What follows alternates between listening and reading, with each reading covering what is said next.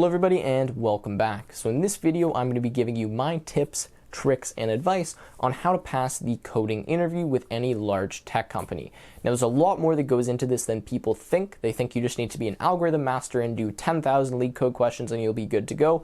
I'm here to tell you that is incorrect. And before I get too far into all the content in this video, I'm just going to give you a little bit about my background and kind of qualifications to even be telling you this. So for those of you that don't know me, my name is Tim. I am a computer science major in my second year. I am 19 years old, and up until 3 months ago, I had never done a coding interview before in my life, and I had never even prepared to do one or done any of those kind of algorithm questions that you see so commonly in the coding interview. So I went from pretty much 3 months ago, I would say in November, to having absolutely no experience, not being prepared whatsoever, to actually doing 4 technical interviews, passing all of them, and getting an offer from 2 different companies. So I did 3 technical interviews at Microsoft, received an offer, and then did 1 technical interview at Shopify and received an offer from them. And those are the only technical interviews I've done. I passed both of them, and that was on my first try. So hopefully you guys are ready to listen to some of my advice. Again, I'm pretty young. Most people that make these videos are typically 2 or 3 years older than me. So hopefully this should help you guys if you are kind of my age and a little bit less experienced as well. Now, a very quick disclaimer here, just so that I'm being transparent with all of you guys. I did accept the offer at Microsoft. I'm going to be a software engineering intern this summer in Redmond, Washington, and I'm very excited about that. I'm going to be working on the Python core extension team.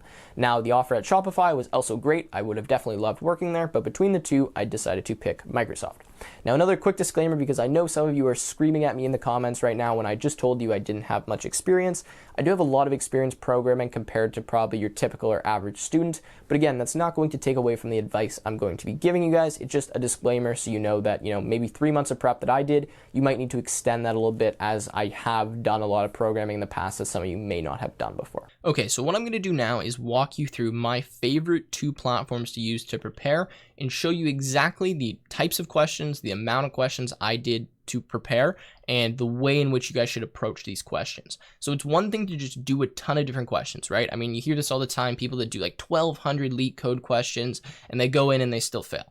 So that's why it's very important that you don't just do a ton of practice, which is important, but you do the practice correctly. So please pay attention throughout this when I'm kind of talking about the way you should do these questions, because I don't want you to just waste your time answering coding questions that aren't really doing anything for you. So the first platform that I always recommend is Algo Expert. Now, I'll be completely transparent here. If you guys decide to purchase this platform, which is a premium paid platform, it is $85 and you can get a discount using the code TechWithTim for 15% off. Now, I understand that immediately makes some of you guys question my judgment if I'm being sincere on this platform. Fair enough, but I'm going to walk you through my pitch on why I think this is the best platform for a beginner to get started on. I don't think this is necessarily the best platform to stick to for the entire coding interview prep, but I think that if you're someone who's getting started or who doesn't have a strong foundation or is maybe a little bit more worried about their interviews, then this is a better one to be on just because of the solutions that come with it.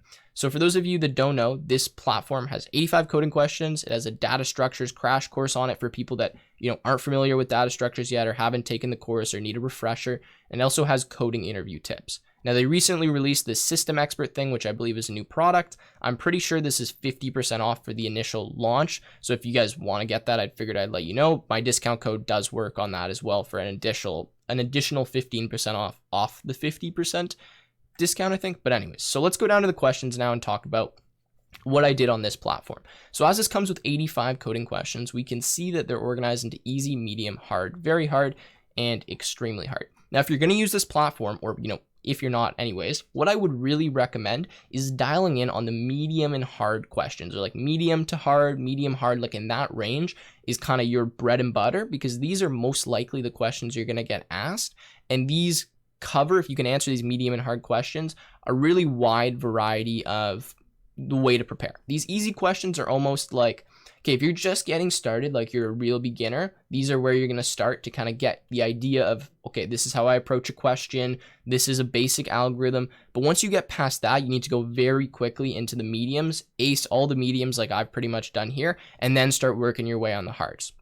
You'll notice that the hard questions, even the very hard questions, are not necessarily that much more difficult. They're just different algorithms combined together. They're almost a combination of different medium questions. So it's important that you can nail the medium questions, because if you can't get medium, you're not really going to be able to get hard, and you're not going to be able to get anything more difficult than that. And chances are, if you nail all these medium questions, even if you get asked a more difficult question in the interview, it will likely use principles that you've already practiced from the medium questions.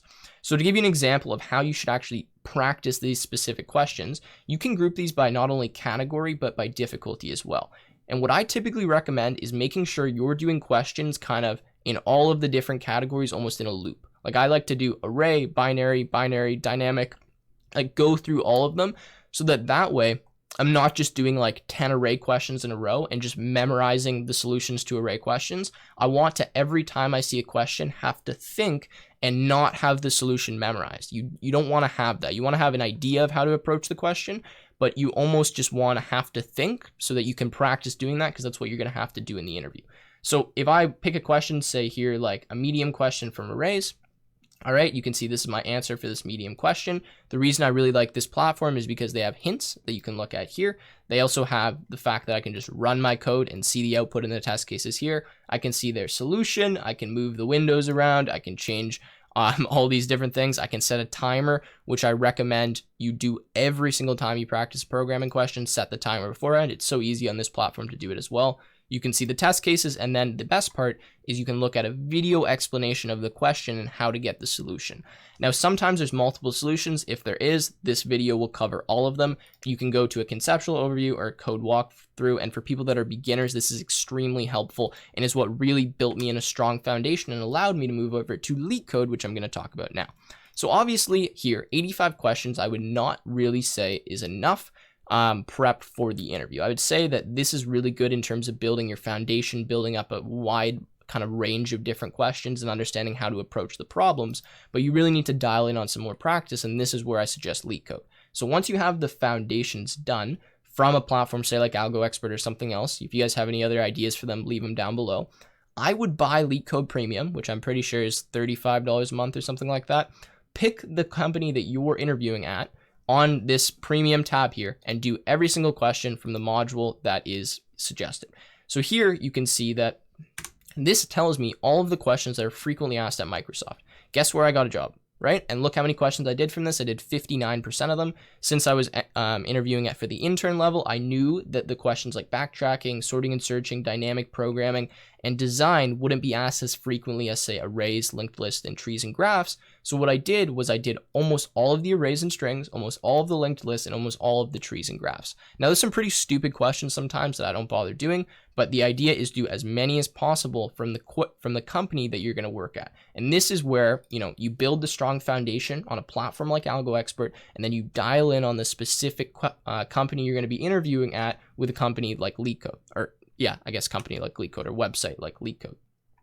And this is really good. The premium just makes it so much easier to do things. I'll show you that although I did that module, I also answered, 56 questions on Leetcode. So in combination with that little module I showed you, the 56 questions here and all the questions from AlgoExpert, I ended up doing about 150 coding questions before, where most of them were medium or hard questions. So on Leetcode, you can see that I had 40 medium, although I will say the medium questions on Leetcode are definitely harder than the medium questions on AlgoExpert in general. And really medium on Leetcode is kind of where you should focus. The easy are like, okay, if you're warming up, like you're not that great at it yet, okay, start with those, but really quickly try to get into the mediums.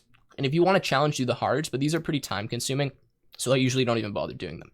So that is my kind of guide for getting prepped and ready to go. You really should be feeling extremely confident before you step into the interview because you've done enough prep, right? And that's the idea, is that the way you're going to perform well is if you're confident in your ability and you know that no matter what coding question you get, you're going to be able to nail it. And the only way to be in that situation is to already be really good in data structures and algorithms and foundational, algorithmic thinking and problem solving, or to do a ton of practice. And that's where I recommend start here, get the foundations, and then move to Leetcode. And this is where you'll move a lot faster and you'll just do a lot more questions. And if you have the premium version, then you can sort by company, right? Like I can go down here and I can sort by Microsoft, and I can really save myself a lot of time by answering questions specifically from the company I'm going to be interviewing at. Okay, so now that you have the knowledge necessary to answer these questions, you've done your algorithm practice, you're confident with your data structures, and you know that given one of these problems, you will be able to come up with a solution, it's time to go through the procedure of how you're going to solve this problem in person and on a whiteboard. Now, this is going to be completely different than likely how you've practiced, and you really need to listen to me on kind of the stages of what you need to do, because if you don't follow them, it's going to be very unlikely that you actually end up getting an offer or getting hired. Now, the stages that I'm about to give you and kind of the process and almost algorithm for solving the algorithm or coming up with the algorithm is what I've employed and used while I was practicing, and exactly how I got the offers by literally sticking, point to point on what I'm about to tell you.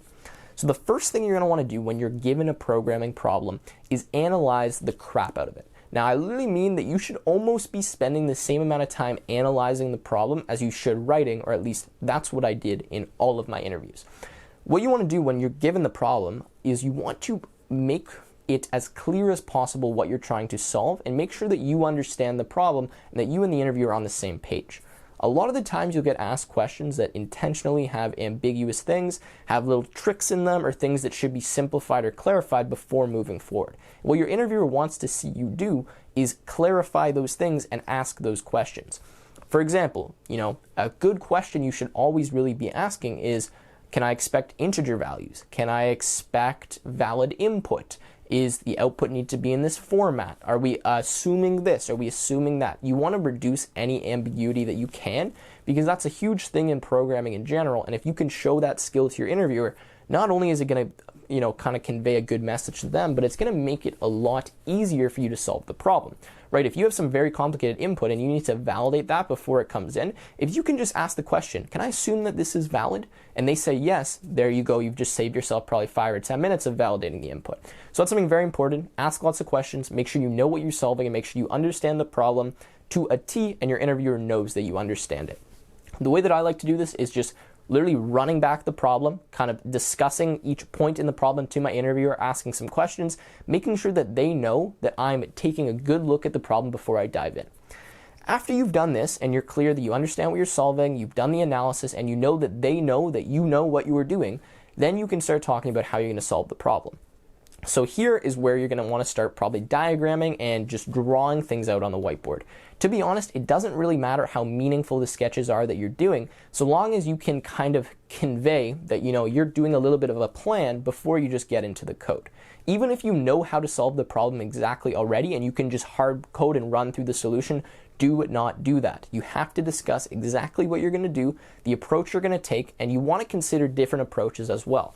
What I will typically do is I will start with kind of a naive approach, even if I know a better approach, walk through the naive approach, or the one that is the worst space-time complexity, and then from there slowly build my way up until the better approach. Even if I know the problem and I have it memorized and I can literally just write it on the board, I will make sure that they know I know that both approaches, and I'm considering the space-time complexity between them.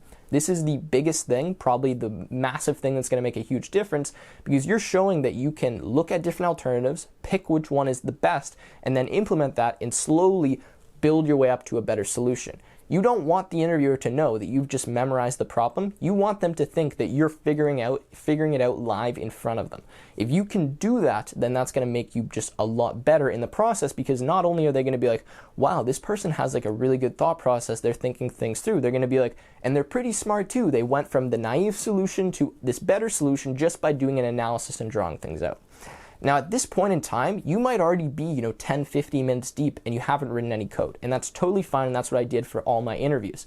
As soon as you come up with the kind of strategy that you want to employ, check it with your interviewer. You don't need to be unconfident and be like, is this okay? Can I do this? Just be like, this is the approach I'm going to go with. Do you think this sounds okay? Or would you prefer if I went with a different approach? Is there something you can think that's maybe missing here? You just want to be confident you're working as a team, and that's what you want to show, is that you can work with other engineers as well. You can take their feedback and you can bring that into the question. And a lot of the times, if you've gotten this far already and you've done a good job, they might even tell you, hey, this approach is good.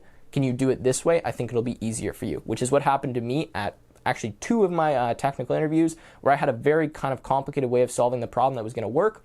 They gave me a hint, gave me an easier way. Boom, I solved it in the next 10 minutes, and they were very happy with the solution because I used their feedback. So once you've done that, now it's time to actually code, and this should be the easiest part. The hardest part for me really is just analyzing the problem, picking out the edge cases, describing, reducing ambiguity, talking about the implementation and drawing the diagrams. Once you've done that, it's just about translating this to code. And this comes down to practice. If you program a lot, if you're a good programmer, this should be easy. This should be the easiest part. Try to make everything as readable as possible. You just want to employ good standards, and you want to show that you're thinking about reusability of this code, especially working at large tech companies where we need to scale these algorithms to millions of people. Well, you got to write code that someone else can read, and especially your interviewer. And you want to make sure, and this is a very important part when you're coding, that although I know you could go fast and speed through it, you take your time and really talk about every step you're doing and why you're deciding to do something. There's a lot of times where it's difficult to read people's code if you don't know their thought process, so give the interviewer your thought process. You should not be silently sitting there writing code. You should really be discussing why you're doing something, and maybe after you write 3-4 lines, take a step back, draw the box, be like, okay, this does this, this does this. I've decided to use this because this is faster. This method I know probably could be done another way, but for now we'll leave it like that, and then continue to move forward. I never will really go more than 30 seconds without saying something, because you don't want to lose your interviewer, and you want them to know exactly what's happening and always kind of be working with you and giving you the benefit of the doubt. And this is why it's very important that you analyze the problem beforehand, so your interviewer knows exactly what you're about to code, and they're in the mindset like, okay, so this is the approach we're taking. Let's see how well he could do. And if you make a small mistake in your implementation, what happened to me in my interviews was they would actually point it out and say, hey, I think you might have missed like a line there. And I'm like, oh my gosh, thank you. I just didn't see it. And they totally get that. They're human too. They make mistakes. They know that you've talked about the implementation. You've been doing a good job coding. You made one mistake. They have no issue telling you that and helping you move forward. They want you to succeed. And that's what you want to do here. You want to win your interview over at the beginning. You want them to think you're confident and smart and be giving you the benefit of the doubt. Because if you don't do that and you just go and code thousands of lines on the whiteboard, you don't say anything and you make a mistake, how are they going to give you the benefit of the doubt and be like, okay, maybe he just made a mistake? No, they're going to think that you don't know how to program. They're going to think you didn't know the implementation you were going with, and you're just trying to run something through your head and memorize the solution and write it out. So that's kind of my algorithm for coming up with your algorithm to a programming problem. Again, analyze the problem, reduce ambiguity, come up with the implementation, discuss different alternatives of the implementation and why you're going to go a certain route. Really make sure your interviewer is with you the entire time. You can even ask them like, hey, does that make sense? You understand what I'm doing? As if you're teaching them what you're about to write on the board. And that's the way that I take it. I am almost teaching them exactly what I'm about to show them and making sure they're on the same track as me, and that's only going to give you an advantage. When you code, make sure that you're describing everything that you're doing. Good variable names, clean code, try not to go into crazy indentation levels, it just makes it very difficult to read, and that's all you really need to do. If you can do all of that, then you will pass your coding interview. That is the secret to it. Now, obviously, there's lots of different components as well. You need to answer behavioral questions, you need to be just a good personality in general.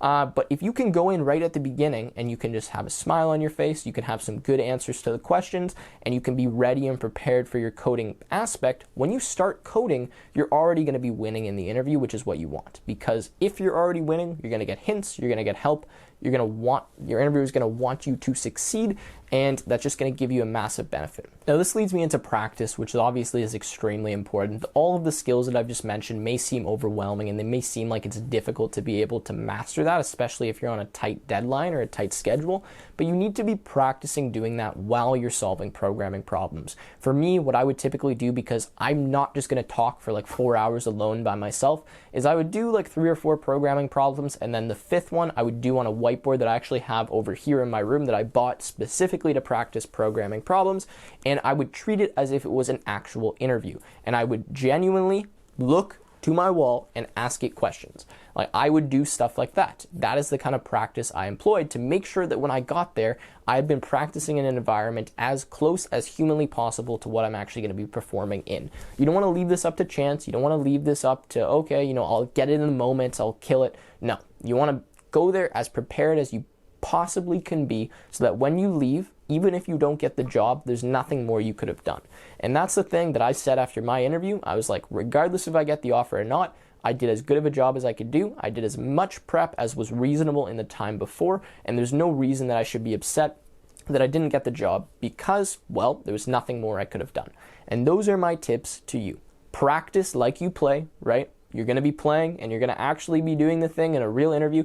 Practice like you would do that. You don't need to do it every day, but make sure that you are okay with vocalizing your solution, which is a lot more difficult than it looks. And I will tell you, and you guys can see it for yourself, go watch my first YouTube video from 2014 or whatever it was, and you'll see that I was not very good at communicating. I was not very good at vocalizing my solution, talking about what I was coding. Now, after 370 videos on my YouTube channel, I do it like it's nothing, right? And that's what you guys need to get to for these programming interviews. I had a massive advantage because as much as I'd only been prepping programming problems for 2-3 months, I had been preparing and practicing my communication skills for the past 3 years. So that's what you need to do. That's how you get the job. There's no easy shortcut. There's no go Leetcode, buy this website, do that. It's a lot of hard work, and I mean, it pays off. Look at the compensation from some of these companies. Look at the career development. There's a reason why the acceptance rate at Google is 0.2% from people that apply. It's just because it actually is hard and it does require the work, and not that many people are willing to put it in. So that has been this video. I hope you guys enjoyed. I hope these tips helped you out. I understand this was long, but I'm going to give you guys as much information and value as I can. If you do appreciate these kind of videos, please do leave a like and leave a comment down below. It really does help out the channel. And of course, subscribe for more content like